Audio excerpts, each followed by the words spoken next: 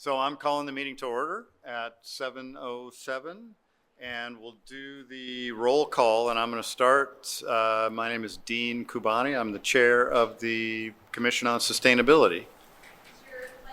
Yes, it is. And yeah, we can go this way and then that way. I'm Alex Tower, Vice Chair of the Commission on Sustainability. Good evening, David Pettit, Commission Member. Shannon Perry, City Staff. Clove Galilee, City Staff. I'm Gabriella Carr. I'm a UCLA PhD student. And Susan, there we go. Susan Mearns, Commission Member. Olivia Walker, Commission Member. Ashley Olson, Commission Member.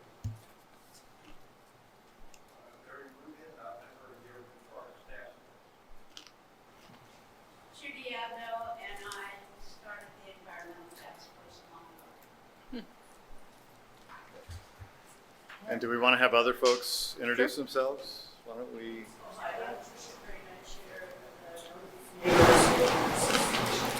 Great. Harvey?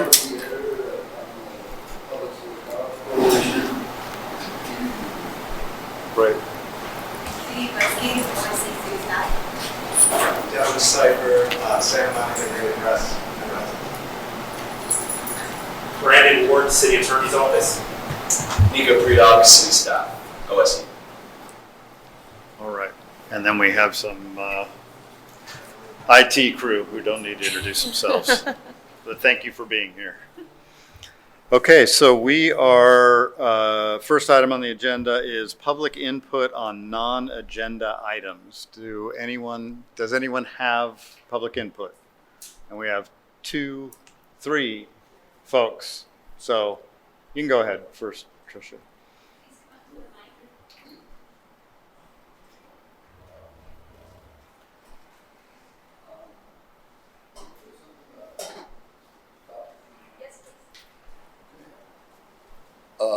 Hello, I'm Harvey Yetter. I'm talking for myself and for Public Solar Power Coalition, also for the Tenants Association at Step Up. And so I want to put stuff in the record. We got run out of, we're trying to get home ownership for low-income people. There's supposed to be 2.5 million units put in the state, and 1 million of those supposed to be low-income. And there's a housing commission, and there was a meeting of council, and incorporating the newspaper from that day of what's going on. There's an equity commission. I want to incorporate the staff presentation and everything in the record from that. And there's and then also the presentation that was made on low income, and it was critiqued by the commission, the housing commission, that said they want to just put in wealthy stuff and then put in projects. And they got these heavy tax credits. So we said, the market don't work. This is supposed to go to people, poor people and stuff, and that we will be the agent and take those tax credits that have been assigned by the state to us, and we'll work with these different folks and set up co-ops and whatnot, and home ownership, and have this to go in to Medicare and Medicaid, to health and to housing, and we're going to lose Social Security or have a great cutback. So we've got systemic changes coming in our culture. So that stuff's important, and also there's stuff happening. I know David goes out to the Air District, and we were there, and they're trying to avoid regulation for 10 years for the ports. About 1/3 of the emissions comes from out there for NOx and stuff, and they're just running wild. They tried to do an MOU, they couldn't do that. They tried to do indirect source like we've done from the warehouses and the electric vehicles. Okay, so that is giving up their police powers to regulate air pollution. That's friggin' outrageous. What's going on now? They're having secret meetings and all this other stuff's going on. And this entity and others like it and the councils have to stand up and be counted. Otherwise, they are a captured agency. A Nobel was given in 81, Stiglitz for captured agencies, and that they could extend it. Now, the federal government's captured and whatnot. And this stuff is very serious, and the city as well, all right? So these are dire times. We participated in the Washington Journal's a national call-in show on C-SPAN, and we got purged. the last half a dozen times we called in, that they purged, there's no audio, you have to search like hell to get. One of the things we gave is, they tell you how diffuse solar is, with Rogan, 2054, with Harvey, Elon Musk, wrap it up, 100 miles by 100 miles to supply all of the energy for the United States, all of it, including storage. That's the kind of bullshit that's going on. Okay, you are. All right, thank you, Harvey. Jerry, you want to go? I do. I like these. Just wanted to let everyone know the Urban Forest Task Force is resuming once again a good program where the public can nominate trees on public property to be considered to be part of the Heritage Tree project they have. They did that for a number of years and then they stopped it after COVID. But at our last meeting, we said we're going to renew that, and that at the end of the year, like 5 trees are picked to be a heritage tree, and that's a cool thing. The other thing is, naturally, I know a couple times you've already supported the timely creation of a private tree ordinance, and we just want to let you know we haven't given up on that yet, and think it is very, very important and hope you'll continue to support it. And the last thing I'd just like to say, I just feel it's a great honor, a deserved honor for Judy that she is going to get this prestigious award at the Peer fundraiser coming up in September at the Carousel. And maybe she could tell you a little more about the details, but it's September 6th, I believe, like 3 o'clock in the afternoon, and Judy and one other person are getting this very prestigious award also. So that's it. Great, thank you, Jerry. Tricia. Hi, good evening. My name is Tricia Crane. Can you hear me okay? Yeah. Yeah. I chair Northeast Neighbors Neighborhood Association. I've spoken to you before on this issue we're concerned about. I want to read just a little bit from the latest issue of The Lancet, August 3rd. It's their health policy study, The Lancet Countdown on Health and Plastics. And just a couple lines that I thought were relevant. Plastics are ubiquitous in modern societies and have supported advances in many fields, including medicine, engineering, electronics, and aerospace. It's increasingly clear, however, that plastics pose grave, growing, and underappreciated dangers to humans and to planetary health. Moreover, plastics are not as inexpensive as they appear and are responsible for massive hidden economic costs borne by governments and societies. So hidden costs are definitely an issue here. I just want to mention, I came to your June 16th meeting, and then I spoke in public comment about the work of a group of parents and experts who had previously appeared at a May meeting of the Santa Monica Malibu Unified School District. We were opposing the proposed installation of more plastic grass, specifically the plastic grass proposed for Franklin Elementary School. At that meeting, a sales representative of a synthetic turf maker, Tenkate, made a presentation for quite a long time. No questions were asked by the school board. A contract was awarded with no questions asked to remove the grass at Franklin and install plastic in the phase 1 of the campus remodel. So even as the body of research is growing on the dangers of synthetic turf and the heat island generated by fields of plastic grass, the synturf industry is aggressively pursuing cities and school districts, marketing their latest products with claims that they are PFAS-free and that cities and districts can save money by ripping out grass playgrounds. No cost comparisons are made. They were not made by Tenkate. None were asked for. No independent data is presented or was presented to validate claims. So one of the things that we did was we as an organization of residents submitted a request for information under the California Public Records Act, seeking information that includes communication between the school district and synthetic turf manufacturers and vendors, lobbyists, unions, as well as all PFAS testing results and all signed affidavits purporting to be PFAS or lead PB free. That public records request was filed with the district in May. No documents have yet been received from the school district, only a number of excuses and delays. I'm here tonight, again, on behalf of our committee and our neighborhood organization, to ask that this commission agendize the discussion of the danger of synthetic turf on public land in Santa Monica. I know it was of interest to you. I know there was a national webinar that was canceled that was scheduled to be presented here or attended by your members. We have connected with those folks, and we are educating ourselves, and we are very, very worried about our children. The city of Santa Monica could also act and influence the school district in this immediate issue. It could be encouraged to require that sports fields and playgrounds be installed with natural grass and make it a condition for the funding of the school district's joint use agreement. And this is real leverage that we would love to see achieved, and thank you. Great, thank you, Tricia. Yes, you can, but we can't act on this. Hi, I have a friend whose kid goes to Grant, and she's telling me that a similar process is unfolding there. Do you know what the stage is in that? I know that they were among the group of us who went to the school district, the grandparents, and that the phase 1 at Franklin the field is the first piece of that. I don't know about Grant, but I'm happy to connect you with the folks who I know at Grant. Great, and Olivia has a question for you too. Oh, yeah. Is there an example of another school district or city that has passed a policy similar to what you're looking? There are a lot of East Coast cities that actually are not allowing, there's huge wars going on the East Coast because of the weather issue.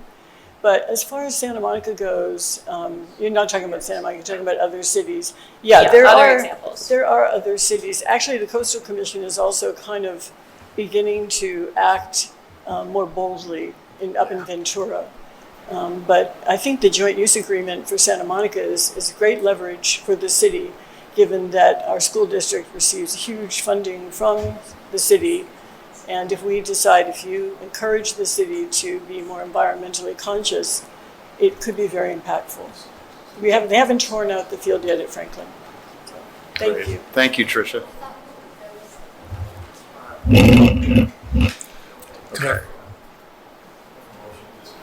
Yeah.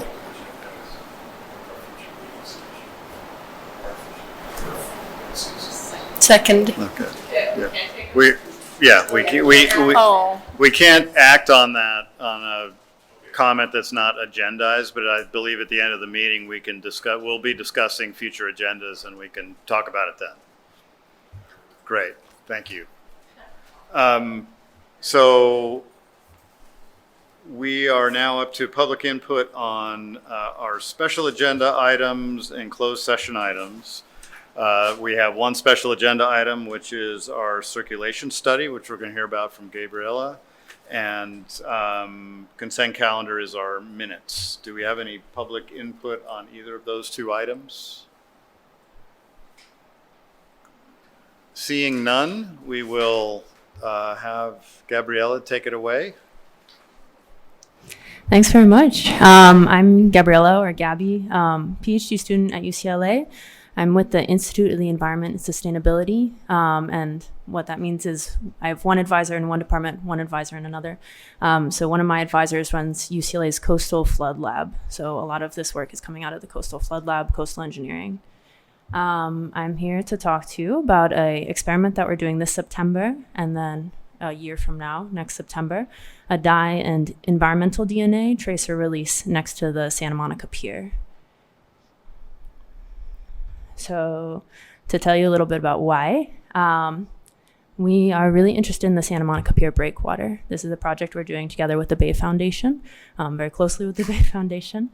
As Santa Monica residents, I'm sure you sort of have an idea of how that breakwater impacts the beach there. The beach is much wider on that north side of the pier, and you can still see those rocks out there, even though the breakwater is much shorter than it used to be when it formed a marina in the 30s. But there isn't as much of a direct knowledge of how exactly it impacts the water circulation beyond that there's less wave action on the inside of that breakwater, so you get a wider beach. It may be impacting, for example, why the water quality is so terrible, always, almost, next to the Santa Monica Pier. So our purpose is to understand that circulation better, and to also disentangle organic and inorganic trends at the site. And I'll talk a little bit more about what that means. Background work that we've been doing is a circulation model. This is a draft of that. It shows the breakwater is that bright blue line. And as you can see, it's doing something really cool. The pier isn't shown here, but you can see that it creates these sort of two loops of water that come around on either side. So two circulation cells, they're called. Another thing that we've been doing at the site right next to the breakwater is environmental DNA sampling. This is an interdisciplinary team, and I'm the biologist on the team, so this is my pet project, is the environmental DNA side of things. If you haven't heard of it before, environmental DNA is when you take a sample of water, of air even, of soil, and you sequence the DNA that's in it, and then it tells you what's living there.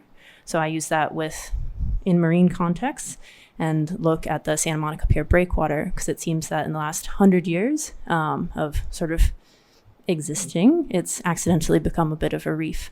So there's a lot of exciting things that are living down there that we can understand by surveying it with environmental DNA. It's a little hard to do it with dive surveys, which are scuba dive is like a compatible type of survey, because the visibility is very poor there. It's very turbid. The water's moving a lot.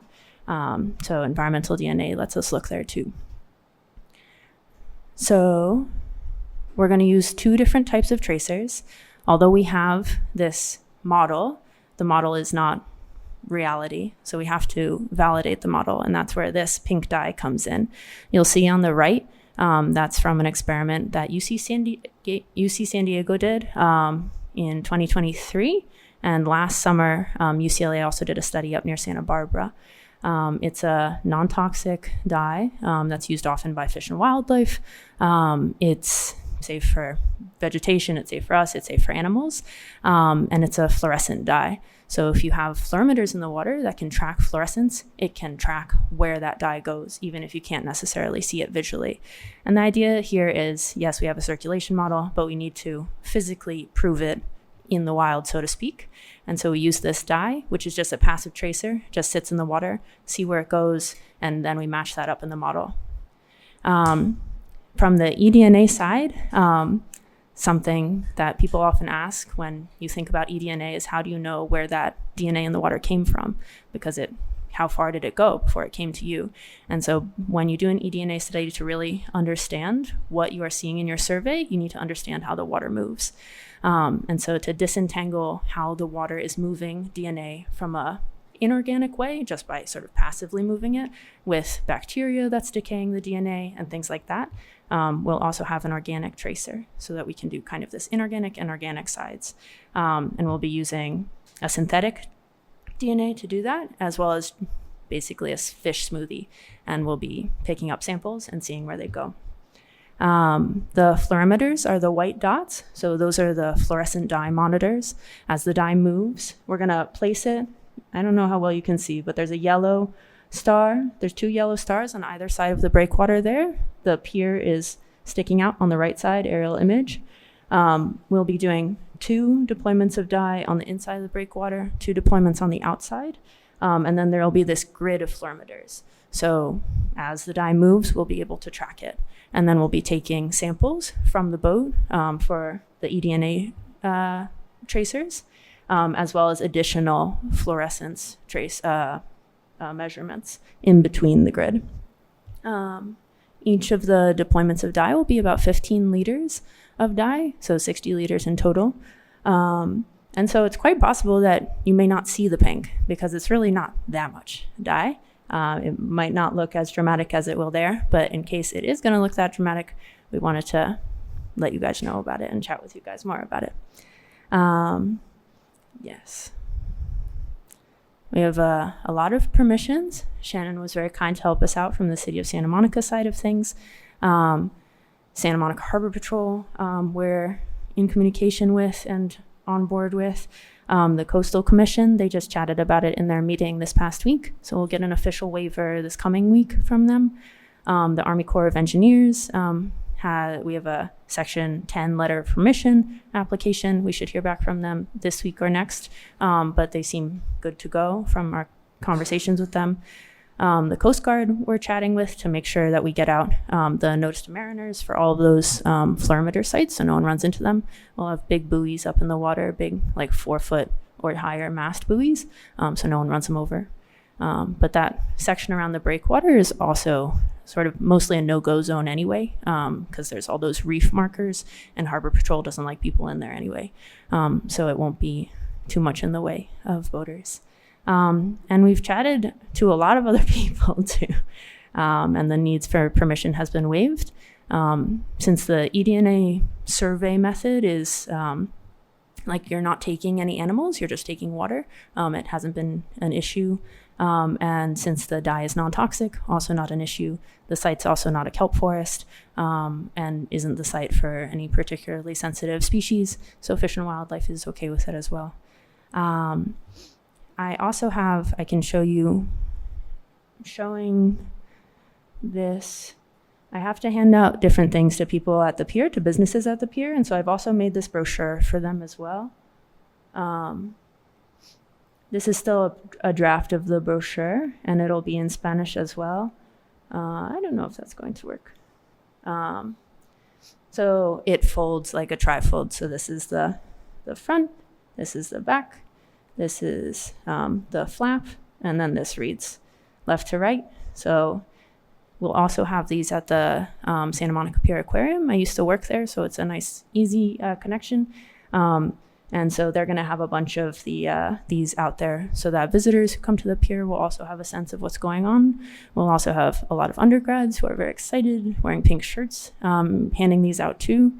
So the idea is to let everybody know what's going on and maybe get them excited about it too. Because if we can understand the circulation here from a direct impact to people's lives point of view, it'll be very useful information in terms of water quality. So on that note, also talking to the sort of growing task force out of Heal the Bay around water quality around the Santa Monica Pier. So we're going to join that task force starting in September so that this information can directly go to their sort of modeling and their information about why the water quality is so bad. And maybe it will give a hint of more reasons why. The city has in the past been interested in making some changes to this breakwater, and that information can go also to the city as well, between us and the Bay Foundation, who's very interested in the breakwater as an ecological site, as a reef.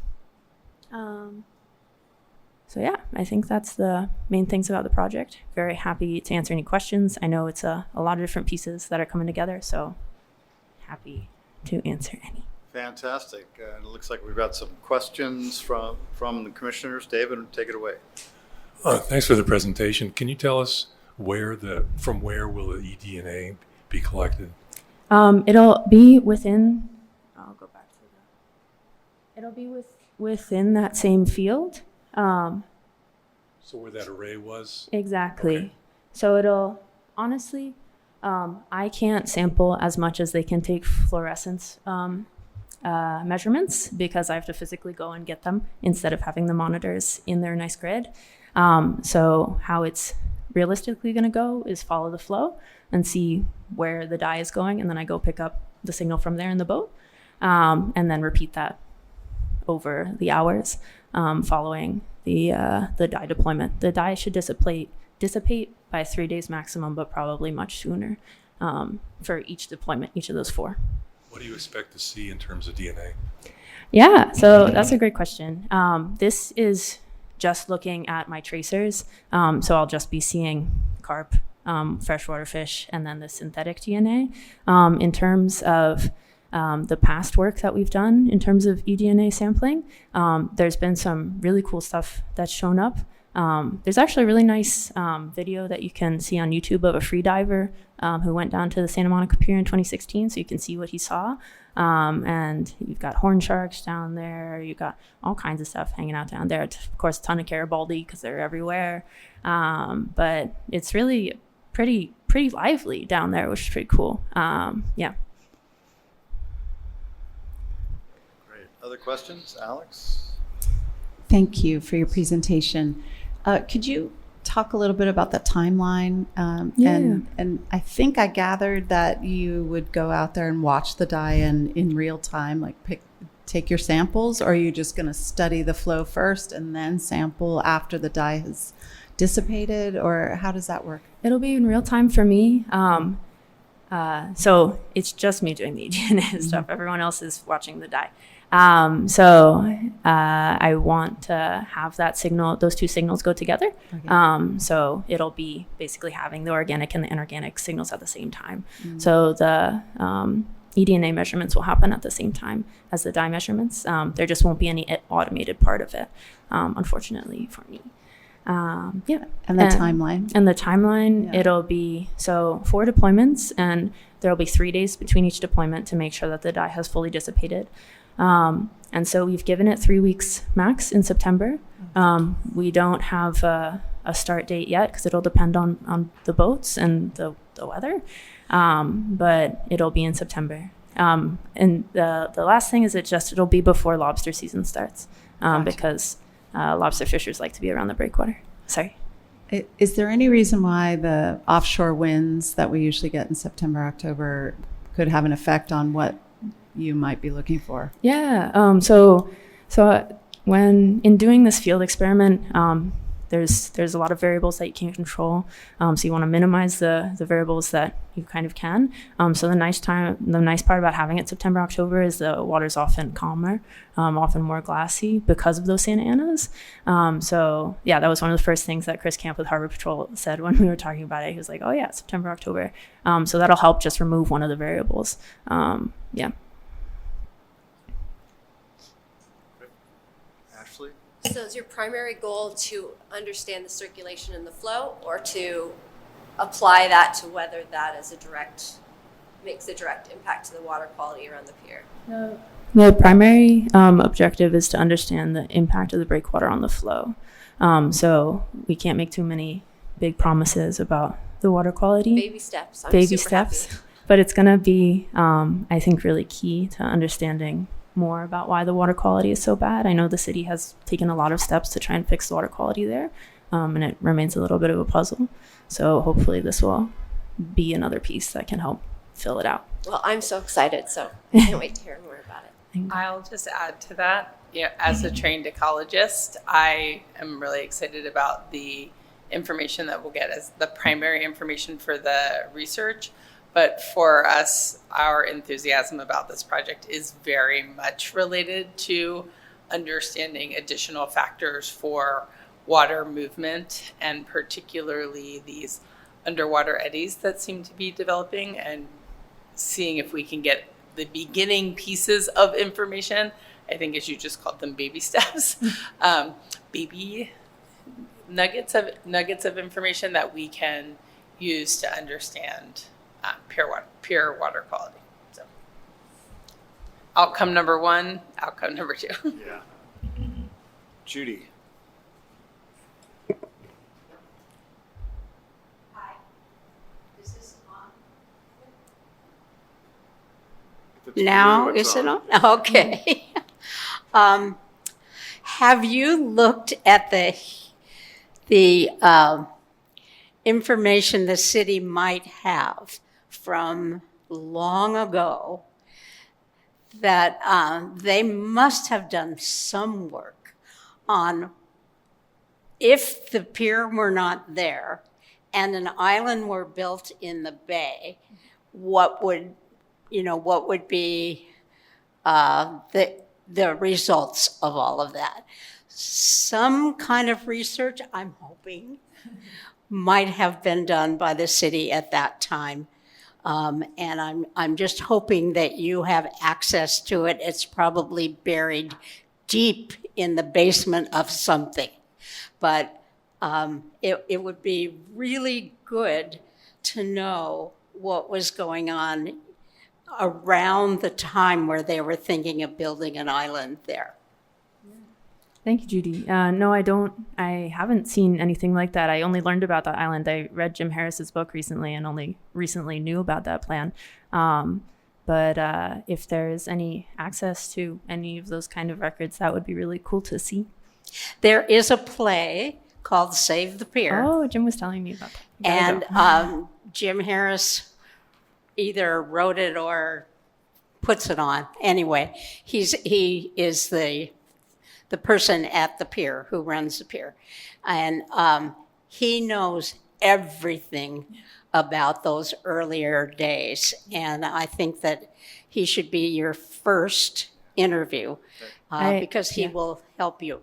Shannon, I would suggest if there is a previous study, it would probably reside in the civil engineering department. They have a lot of records of old pier stuff, so you may want to check there. That would have been my question, Gabby. I'll look into that this week as well. Thank you very much. Other questions from folks for Thank you, Judy. Gabriella? Just Oh, Olivia? Yeah, just a quick question. You probably know more about this than me, but there used to be a Venice pier, and I think that there's still a breakwater there. Yes. And I'm wondering if similar studies have been done there, and if there are like similarities between the sites that are interesting for your study. Yeah, the Venice Pier comes up every once in a while in the literature because it formed that tombola, where the sand comes up to it quite quickly. And so that's been sort of a case study of like, wow, they accumulate sand real fast, and then that's really expensive to dredge them out. In terms of a circulation study, I haven't seen anything, but I haven't looked that hard. I don't know when that tombola formed and it stopped being kind of a question, but I can look into that for sure. I was just curious. Yeah, no, 100%. And there used to be so many piers here, so they had their kind of impact for sure. Thank you. Great. Well, thank you, Gabriella. We Yeah, appreciate thanks, your Neil. presentation and look forward to keeping an eye out for the pink dye in the water. We're going to lean into it and make sure that everyone in the city, residents and businesses and visitors are aware that the water is going to be pink. So we wanted to, but you are the first commission that Gabby is speaking to because we wanted you to understand the reasoning, we wanted you to understand the science, and we wanted you to have the information so that you were aware. Great. Thank you very much. And so our next item is our consent calendar, which is the approval. The only item on the consent calendar is our approval of minutes from our June 16th regular meeting. I believe all the commissioners have seen copies of those minutes. Is there anybody want to make a motion? Move to approve. And I'll second. Is there any discussion of the minutes or questions or changes? Seeing none, all in favor of approving the minutes? Aye. Aye. Okay, that's unanimous. Great, thank you. So our next item is a continued item on building performance standards ordinance presentation, and Nico's going to give us a presentation. Is there any public input on this item? Not seeing any. We'll wait for Nico to take it away.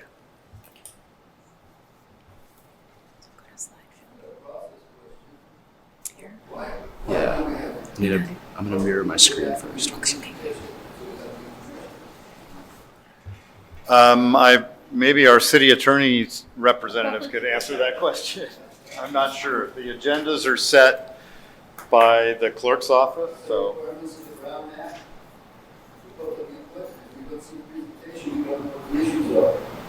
There is a requirement under the Brown Act for public input, but there is no requirement that the public speak after the staff presentation or during discussion by the board or during the question period by the board.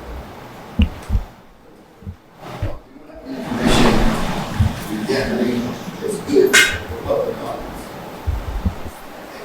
But it's at least the spirit of that, not the way they're going and All right, Nico, take it away. Awesome. Thank you. Oh, actually, I don't need. You're good to go. Okay, that's better. Good evening, commissioners. Can start with a quick introduction. I'm Nico Predock, sustainability analyst. Work on the beach stuff as well, so it was cool to see that last presentation. But tonight, I'll be presenting OSC's work on developing the Santa Monica's Building Performance Standards, which is a policy targeting carbon reductions and energy improvements in the city's large existing buildings, and is set to be presented to City Council on September 9th.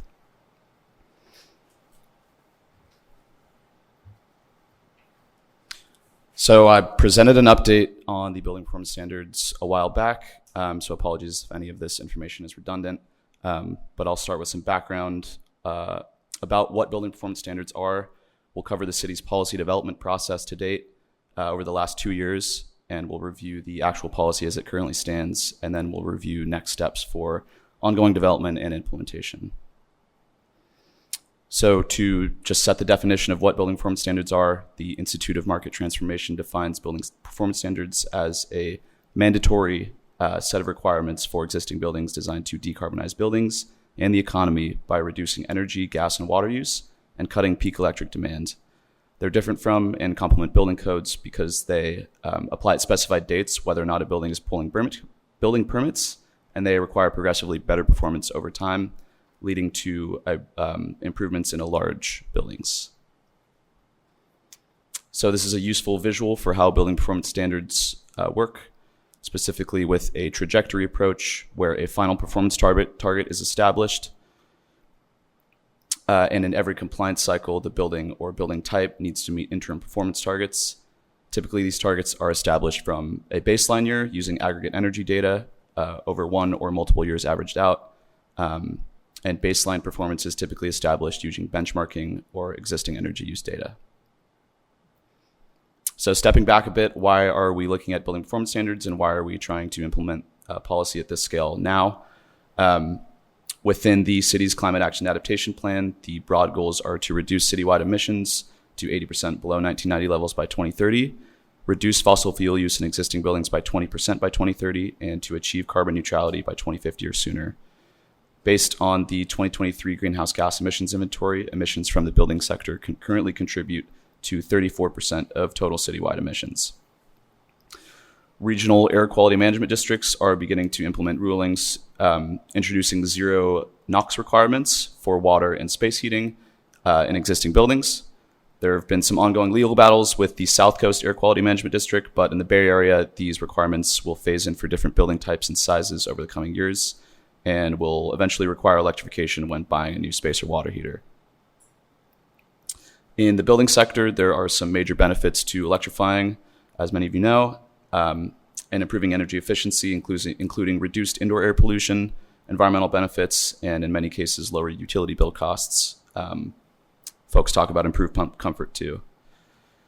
Building performance standards were listed in our Climate Action Adaptation Plan, which was adopted by City Council in 2019 as a high priority measure to achieve goals listed in the CAP. We recently adopted the Energy Performance Approach REACH code, requiring new buildings to either be highly efficient mixed fuel construction or all electric. So with most new buildings being very high performance, it's time to do the same for existing buildings. I'd also like to highlight the regional and national momentum towards building performance standards. This map shows both jurisdictions that have passed BPS policies and jurisdictions that have joined the National BPS Coalition and are committed to passing BPS policies by Earth Day 2026. You can see a large concentration on the West Coast in California, including Los Angeles City and County, City of Chula Vista down south, and most recently, City of West Hollywood, which actually adopted a first reading of their BPS ordinance on August 4th of this year. They're going back for a second reading in September. Some Bay Area cities and the state of California are also committed to BPS adoption. So regional momentum is ramping up. To put building performance standards in context, we can look at an active and recently adopted policy in Seattle, Washington. The city of Seattle adopted its BEPS ordinance in 2023. The policy applies to commercial and multifamily buildings that are larger than 20,000 square feet. The performance metric Seattle chose is greenhouse gas emissions intensity. and that's expressed as kilograms of CO2 per square foot per year. Performance metrics are a central part of what the building performance standards is because they represent what you're trying to regulate in the building. Seattle chose a greenhouse gas emissions metric because it is directly in line with their broader climate action goals. Seattle's targets are set by building type, and buildings are required to reduce greenhouse gas emissions of covered buildings. To meet these targets over time, buildings are required to meet net zero between 2041 and 2050 in Seattle and must maintain net zero emissions thereafter. There are 5-year compliance cycles in between the baseline and final performance target, which are the interim targets, the first one being set at year 2031 for Seattle. And then to be in compliance with this policy, building owners have a few options. The first is the performance pathway, where owners simply need to meet the performance target through any means necessary and reasonable. The second is for building owners to make prescriptive modifications or submit alternative compliance payments, which are based on square footage or through prescriptive upgrades like electrification, or buildings can apply for a flexible pathway depending on if they qualify. For Seattle's enforcement, they decided to structure penalties based on building size and failure to report. So the larger the building, the higher the fine is for noncompliance. And then it's not listed in this table, but Seattle also exempted industrial buildings and all electric buildings and a few other building types, I believe. So I'm hoping that provided a little background, might have been a little bit redundant, on BPS policies and what they are. Now I'm going to dive into the work that we've been doing in our office to develop the BPS. One of our first exercises was to conduct a building performance standards impact analysis in order to determine what size threshold of buildings the policy should apply to and what the potential reductions in emissions are for those various size thresholds. This figure shows the potential building sector emissions reductions from achieving net zero for different building sizes. And we collectively determined that covering buildings greater than 20,000 square feet would result in the highest amount of carbon reductions while impacting the smallest number of buildings. So this helps paint a helpful picture to show you that implementing a BPS policy would bring overall building sector emissions to 82% below 1990 levels if all covered buildings were to achieve net zero emissions under the BPS. And that's a 44% total reduction in building sector emissions for the over 20,000 square foot threshold. So looking at our BPS policy development timeline, about 2 years ago, we began conducting workshops with a range of technical stakeholders that we identified individually, and we hosted a few workshops. Through that, it was recommended that we engage more property owners or representatives of covered buildings from real estate, construction, facilities, and the management side of buildings. We then formed a BPS group and hosted 6 working group meetings focused on developing different aspects of the BPS policy. And then throughout that process, we consulted with other jurisdictions as well who have implemented successful BPS policies. We participated in the BPS National Technical Assistance Network, and multiple iterations of analysis were completed for us by national labs, Lawrence Berkeley National Lab. We developed a covered buildings list as well through working with National Renewable Energy Lab, and have developed a draft ordinance, which you received and which is going to be available for public comment after this meeting until our scheduled council date. So as part of our community engagement process, we also hosted additional informational meetings as an opportunity to engage residents and BPS stakeholders prior to bringing the policy to Santa Monica City Council, and we're hosting a final public meeting on August 28th. I know some questions came up about EPCA preemption and whether BPS would be subject to legal issues. We've worked closely with our city attorney's office to analyze other existing cases to determine that EPCA-related arguments would more than likely not hold up given the dismissal of cases in other states and cities, and the fact that EPCA regulates appliances, not buildings themselves. But I'll let our city attorney rep here field any legal questions if they do come up. Following adoption, we'll begin the rulemaking process and we'll continue to work with stakeholders to develop the BPS. I'll detail this process a little bit more in a minute, but the goal is to adopt the BPS ordinance, which will authorize our department to draft rules and regulations which govern the BPS ordinance. This is something that other jurisdictions have done in the past, and it's something that we're following. And that rulemaking process is expected to take a little under a year, and then the policy will go into effect in 2026. Once the policy does go into effect, benchmarking will be required annually for all buildings larger than 20,000 square feet and buildings larger than 50,000 square feet will be required to meet the first performance target by 2031.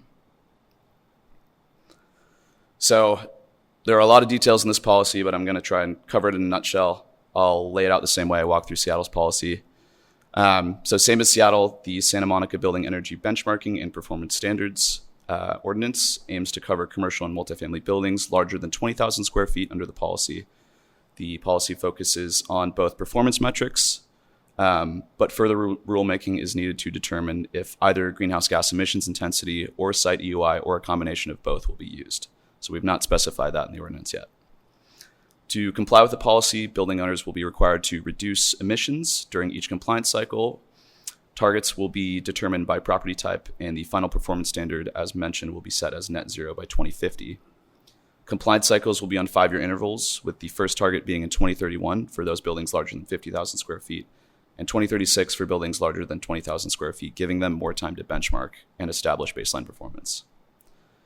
To comply, building owners will be given the option to either meet performance targets through any means reasonable or necessary for the building owners, or through a flexible building performance action plan process. Building performance action plans function as agreements between the city and the property owner that provide additional flexibility to building owners facing challenges in meeting performance standards, whether that's for financial reasons, reasons relating to building logistics, or others. And it's just an opportunity to give property owners more flexibility in complying. Then finally, penalties or alternative compliance payments will be structured based on the social cost of carbon if buildings fail to meet performance targets, and flat fines will be imposed if buildings fail to report. And we have not determined the amounts for those flat fines or the scaled non-compliance fines. We're expecting to do that during rulemaking as well. So speaking of, I want to focus on making the distinction between the ordinance being presented for adoption shortly and the rules and regulations that I mentioned. So after the ordinance is adopted, there'll be about 9 months to draft these rules. For some examples, the ordinance will contain details on benchmarking, schedules for performance standards and compliance dates, building performance action plans, exemptions, and the city's authority to enforce the policy. Many details, including a few here as an example, will be contained in the rules and regulations post-adoption. And I also want to underscore that there will be a technical committee helping guide the rulemaking process, as other jurisdictions have done in the past. And that technical committee will be composed of owners of covered buildings as well as other local stakeholders, property owners themselves.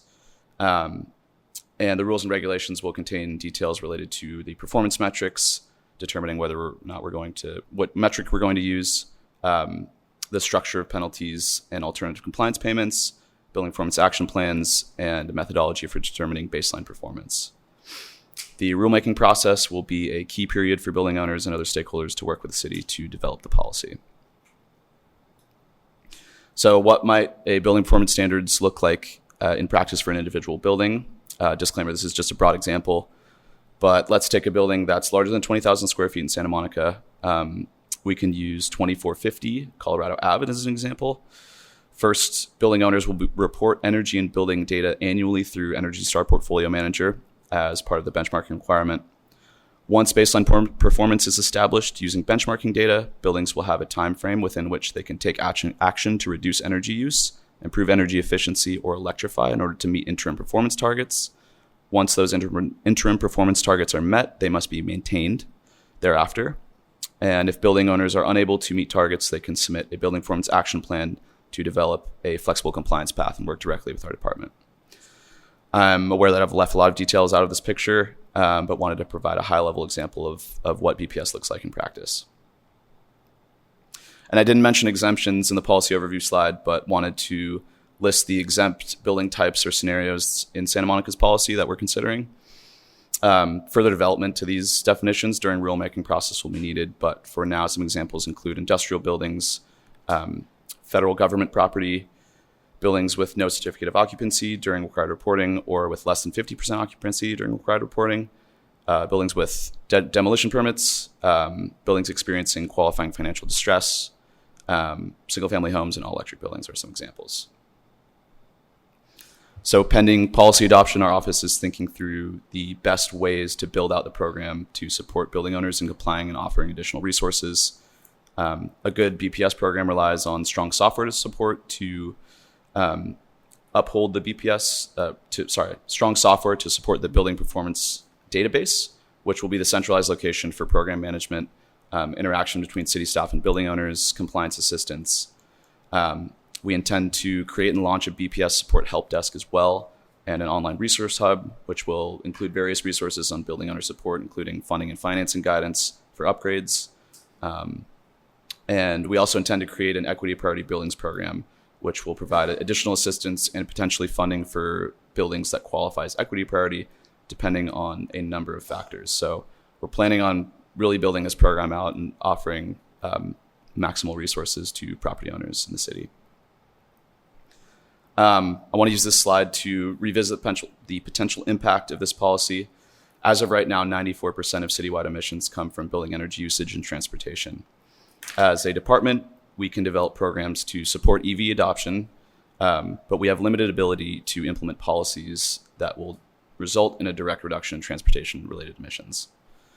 Statewide policy and overall market transformation are expected to do most of the work there for vehicle transportation decarbonization. That building emissions portion remaining of the pie is where our city has the ability to make a substantial difference. If the proposed BPS is implemented successfully, that will result in an overall 11% reduction in total citywide emissions.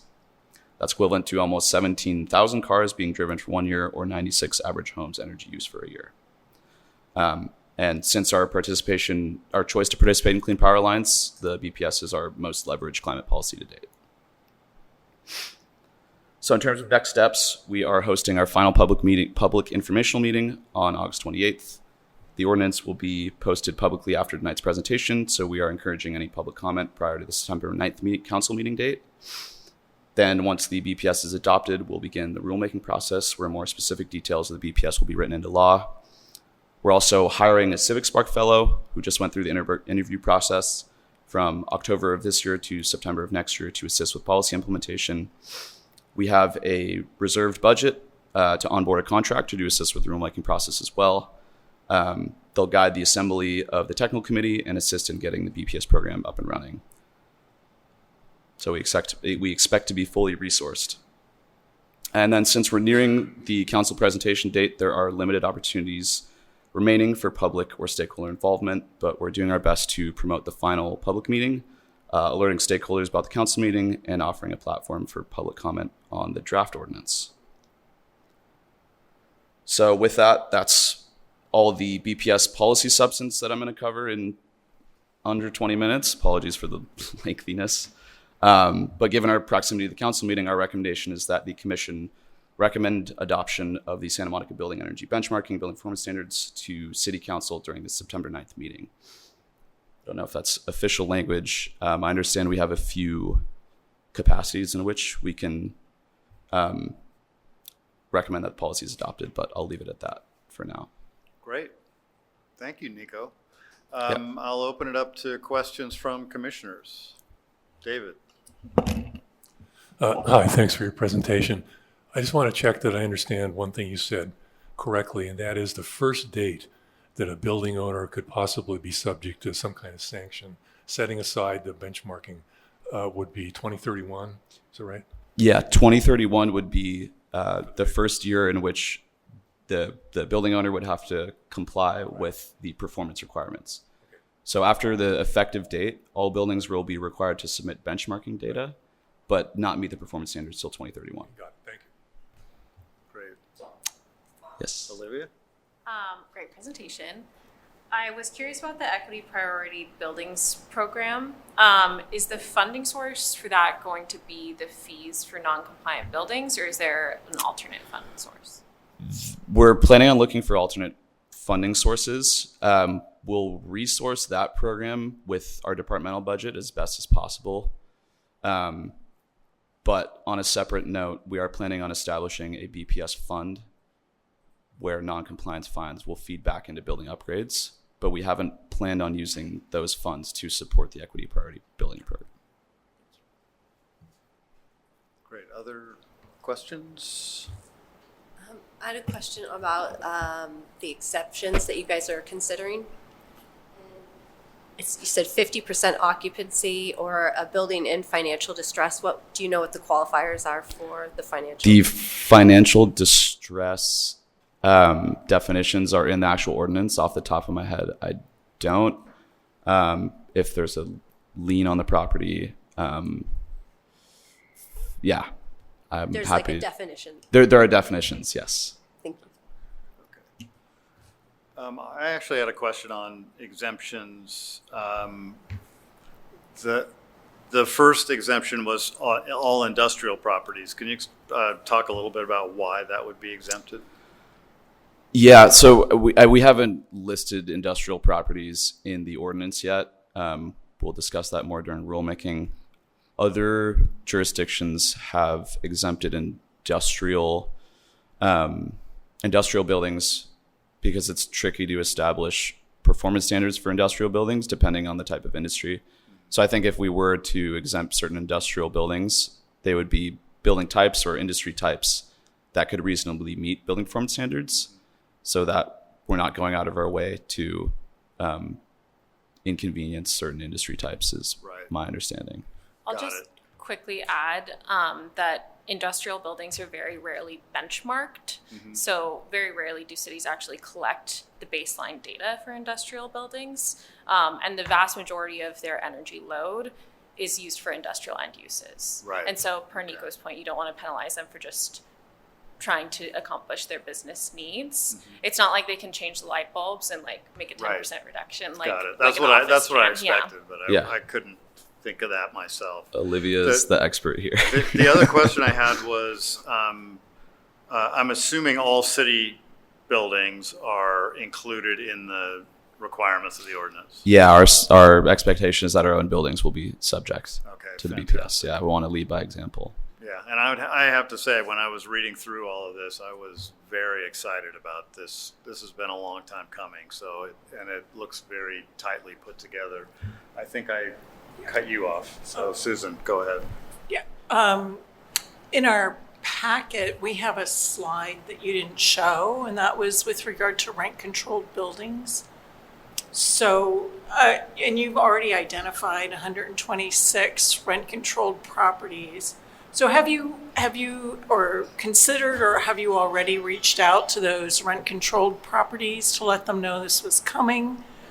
And then how will it be determined that the landlord is not passing through any extra costs attributable to this to the tenants? I'll answer your second question first. There are currently no allowable pass-throughs for any sort of electrification or energy upgrades.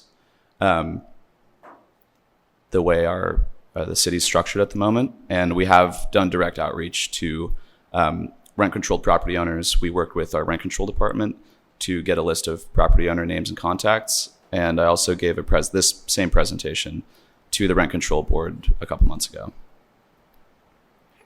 Thank you. All right. So Alex. I am not an expert, unlike Olivia, so this may be a dumb question, I'm not sure. So I'm just curious if for those buildings that are exempted, is there any reason why it could be a good idea to incentivize opting in to a BPS program? Yeah, absolutely. I mean, we want to encourage. I mean, I get it with regard to the greenhouse gases, but I just wonder if it would are there enough industrial buildings? Are there enough of these types of buildings to actually make a difference for creating an opt-in kind of part of the program? Yeah, I don't know that we currently understand the breakdown of like the list of potential exempt building types. Out of our 762 buildings we have identified, we don't really have a good understanding of how many are industrial buildings versus else. So that's some analysis we should conduct for sure. But for some of those property types, part of our narrative is that we don't want to exclude anyone from the benefits of energy efficiency or electrification. So I think that it wouldn't, I don't know if it would be like an opt-in structure more than our office continuing to promote and educate about electrification and the related benefits. And then I guess I have a similar question for residential single-family properties. I know How many it's do we a- have that are over 20,000 square No, feet? I mean that's the thing. They're not. They're Yeah. Please, hopefully maybe none. 3 I or don't know. 4. I think it's more than that. Wow. But even if you're less than 20,000 square feet, if you wanted to participate in this, is there any? So we're working on a separate policy called existing building reach codes, which will target Of course. Yeah, no, electrification okay, and thank you. energy improvements in those smaller properties in Santa Monica. I gave a brief update on that to the commission a while back. Right now we're focused on this, and we're hoping to revamp that work shortly once this gets adopted. Right. I'll just quickly say on the voluntary thing, this is something that the city of Chicago was very successful in doing with their benchmarking program. I've worked on these policies for 8 years, which is why I know so much about them. But they got a lot of buildings that did not have to comply with their benchmarking program to comply and reduce their energy use. And a big way that they did that was through like recognition events. And so like, even if you didn't have to do it, recognizing both buildings that had to do it and made big gains or big losses, I suppose, and buildings that didn't have to do it and still made big conservation losses, whatever phrasing you want to use. I think that those are like effective methods that we've seen. So some of their old reports are really interesting on that. Great. Yeah. I had one last question before we get to our recommendation, and that was, have you, based on the input you got from the working group and the building owners that you were talking to while you were developing this, have you gotten much pushback or complaints about costs and all of those kinds of things? And I guess the second part of that is, are you expecting at the council meeting on the 9th to have vocal kind of opposition Sure. to this policy? Yeah. During our stakeholder meetings, we didn't have a ton of pushback. I think 2 reasons were, one was that we did targeted outreach to kind of like established folks in the green design and building space in Santa Monica. The other being that folks, property owners specifically, that have already been participating in the statewide benchmarking requirement are more proactive about energy use and energy reductions. So they weren't necessarily opposed. They kind of expected that this was coming. We got a lot of representation from benchmarking assistance consultants, Conservice, Yardi, kind of these big property management agencies that help with benchmarking. We've received some pushback, concerns about general upgrade costs, concerns about commercial tenants. I wouldn't say strong pushback compared to what I've heard from other jurisdictions. That said, I think it's a pretty common pattern that in other jurisdictions prior to a council date, some folks come out of the woodwork with opposition. So to say that we wouldn't expect that would be incorrect. I would assume some folks are going to come out in opposition. Yeah. Okay, great. And I'm sure you probably have information on costs of upgrades versus long-term cost savings from efficiency, which can help the council kind of work through that. We do, yes. We worked with Rocky Mountain Institute. We did a residential study, but it looked at long-term bill savings from efficiency upgrades. Residential cost analysis study that demonstrated the benefits of electrification and energy efficiency. Right, great. Judy? Sorry, I am kind of stuck with this dog here. I wondered if you have any connection with fire prevention in what you're doing about these buildings? Are you doing anything to prevent fires while they're doing any of this other work? Yeah, related to the policy, I would say not directly, but we're working with our building and safety department. I delivered this presentation to them in April, and they didn't seem to have any related concerns. You know, I think they're well aware that building upgrades are going to be increasingly necessary in the future, but they didn't have any specific concerns or questions on fire safety. And that was the Building and Fire Life Safety Commission to, emphasize the related fire safety expertise. I'm just thinking that we all need to learn from what happened in our county in two huge places. And if we're making standards about changes of buildings or, changes in what the standards are going to require, we just should consider, is there some fire prevention thing that could go along with everything else? Yeah, absolutely. It's a great point. I think that's something we can set aside for discussion during our rulemaking process. If there are any prescriptive upgrades we consider including, then how can those benefit fire prevention, fire safety? Great.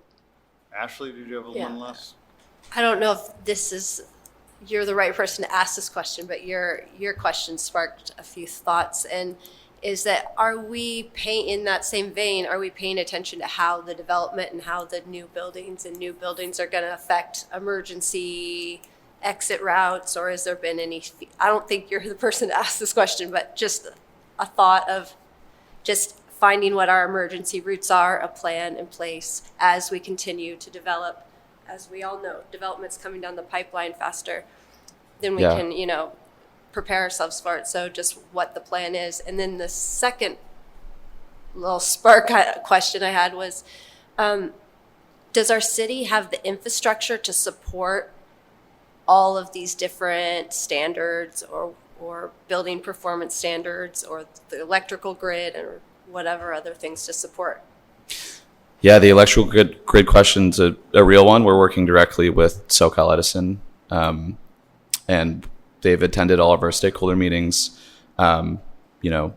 We anticipate that the composition and load of the state's energy grid will be able to support BPS policies here and elsewhere. To your first question, I don't know if I honestly have a good answer, but there are others in the room who have expertise on our new construction codes. And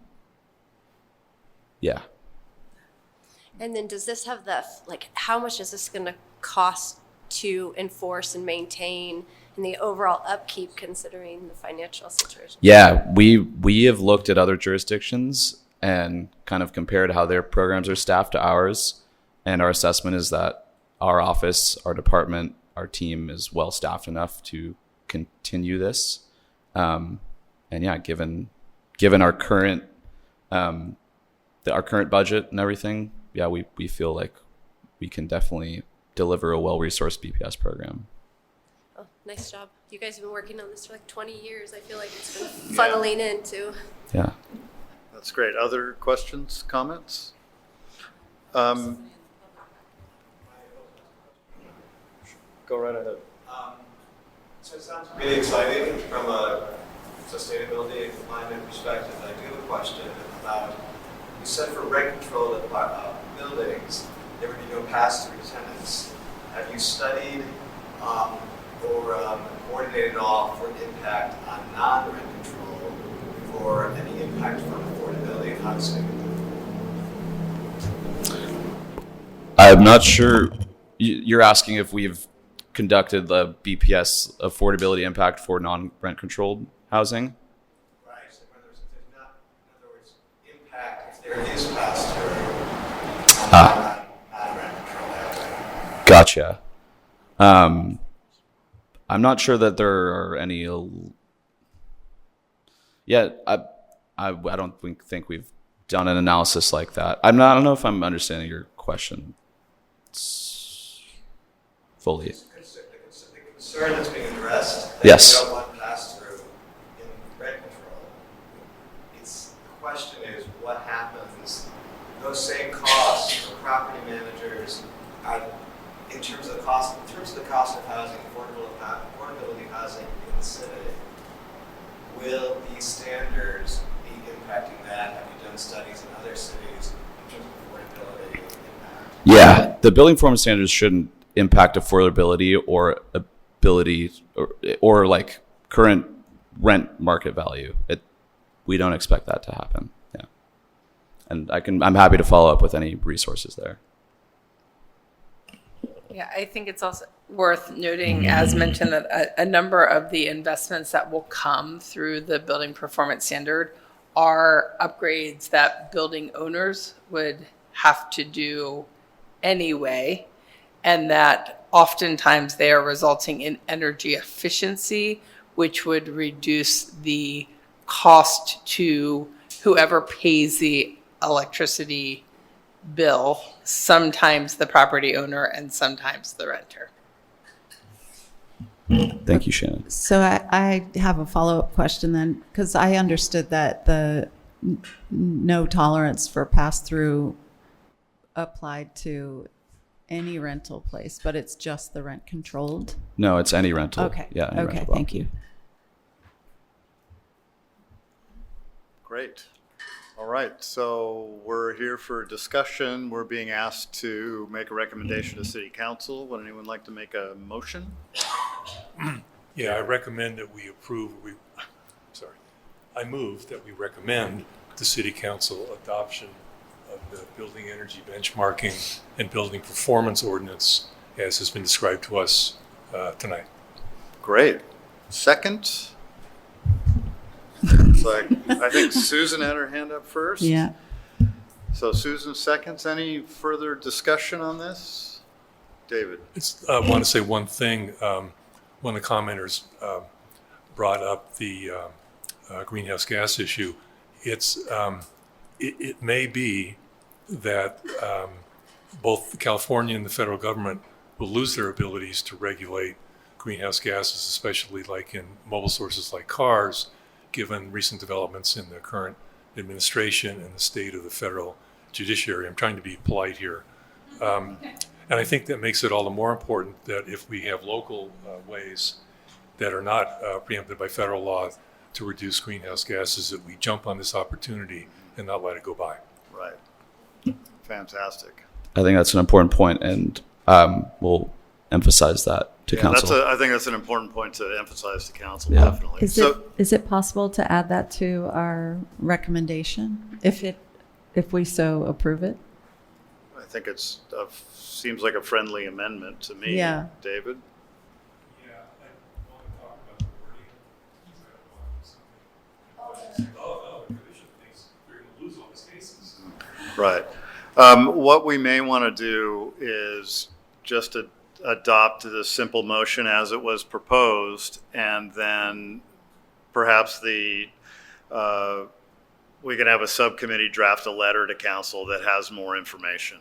Does that make sense? Will there be an opportunity to comment during rulemaking? Yes. Okay, well, that's when they would decide the metric, the GHG versus energy use intensity. Mm-hmm. So it would probably be more appropriate to comment on that then. That's what I was just about to say, is that I understand that commissioners are allotted extra time during public comments. Got it. For certain council items. So I think it would be valuable if you have a particular interest or subject area expertise in this, that you come and weigh in from the dais, simply because conversations around housing and development are more complicated in the city these days. And so to have a well-informed voice reiterating your recommendation cannot hurt. But so far we haven't made a recommendation. So I think before we continue our discussion, which we certainly can, why don't we take a vote on our motion? All in favor? Aye. That passes unanimously. Thank you. And now, September 9th. That's Tuesday.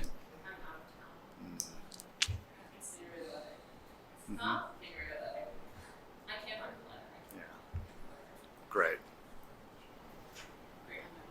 Yeah. I'm in town. I can give talks. Yeah.